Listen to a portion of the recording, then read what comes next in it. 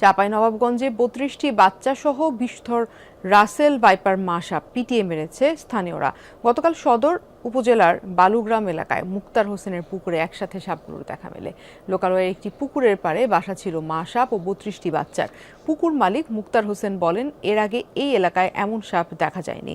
জেলার বন্যপ্রাণী ও জীববৈচিত্র্য সংরক্ষণ কর্মকর্তা তন্ময় আচার্য জানান, এটি বিশ্বের অন্যতম বিষাক্ত সাপ রাসেল ভাইপার বা চন্দ্রবোরা।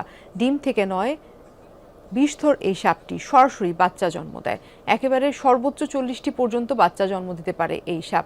রাসেল ভাইপার কামড়ালে আক্রান্ত ব্যক্তি অল্প সময়েই মারা যান। একসময় বিলুপ্তির শঙ্কায় থেকে রাসেল ভাইপার সাপের সংখ্যা দিন দিন বাড়ছে।